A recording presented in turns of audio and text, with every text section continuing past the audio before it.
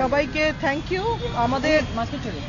আমাদের যে প্রশ্নগুলো ছিল ইলেকশন কমিশনের কাছে তার মধ্যে প্রথমটা হচ্ছে যে এই যে এসআইআর প্রক্রিয়া শুরু হয়েছে সেটা কি শুধু ভুয়ো ভোটার বাদ দেওয়ার জন্যে নাকি অনুপ্রবেশকারী তাদেরকে বাদ দেওয়া যদি তাই হয় তাহলে শুধু বাঙালিদের ওপর বেছে বেছে ভাবনাগুলো পুট করা হচ্ছে কেন?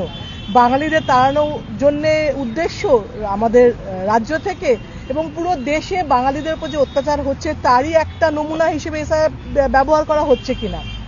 আর যদি অনুপ্রবেশকারীকে ঢোকানোই বলা হচ্ছে তাহলে ত্রিপুরা, মিজোরাম, অরুণাচল প্রদেশ, নাগাল্যান্ড, মণিপুর এগুলো তো সেম প্রবলেম আছে, সেগুলোকে কেন অ্যাড্রেস করা হচ্ছে না? সেগুলোকে না করে কেন শুধু ওয়েস্ট বেঙ্গলকে করা হচ্ছে? এটা ব্যতিক্রম কেন? সেকেন্ড প্রশ্ন ছিল যে আমাদের নির্বাচন কমিশন যে উদ্বেগ প্রকাশ করছে যে এরা ভোটার নয় বা এরা জাল ভোটার বা এরা আমাদের সিটিজেন নয়, তাহলে এই লোকগুলোর ভোটের ওপরেই তো আমাদের আগের ইলেকশনগুলো হয়েছে, যাতে আমরা নির্বাচিত হয়েছি, যাতে সরকার নির্বাচিত হয়েছে, যাতে এমপি, এমএলএ, পঞ্চায়েত নির্বাচিত হয়েছে, তাদের কি ভ্যালু? তারপরে তাদের তো কোনো ভ্যালু নেই। এরা যদি ভ্যালিড না হয় তাহলে আমরাও ভ্যালিড নই, সরকারও, সেন্ট্রাল গভর্নমেন্টও ভ্যালিড নয়, মোদী সরকারের এত কথাও ভ্যালিড নয়। থার্ড হচ্ছে যেখানে যেখানে এসআইআর করা হয়েছে সেখানে বহু জায়গায় আমরা লিস্ট দিয়ে এসেছি, 39 জন ছিল। আমরা ওখানে কথা বলতে বলতে আরেকজন খড়গ্রামের আরেকটি রিপোর্ট এলো যে মারা গেছে বিএলও।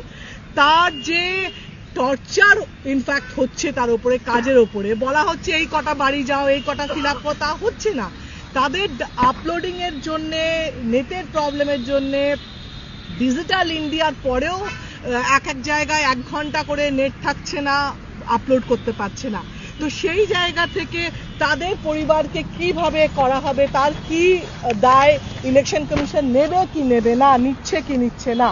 তৃণমূল কংগ্রেস এসআইআর প্রক্রিয়ায় যে নিরপেক্ষতা দাবি করছে সে নির্বাচন কমিশন আমাদের কোনো যে আমরা যে কমপ্লেন করছি তাতে কি স্টেপ নিচ্ছে, তাতে কি স্টেপ নেওয়া হচ্ছে? যারা বিজেপিরা আসছে তারা বলছে, তাদেরকে বলা হচ্ছে, কিন্তু আমাদের ক্ষেত্রে আমাদের কমপ্লেনে কি উত্তর তারা দিচ্ছে জানা খুব জরুরি। আরেকটা হচ্ছে বিহারে আমরা দেখেছি যে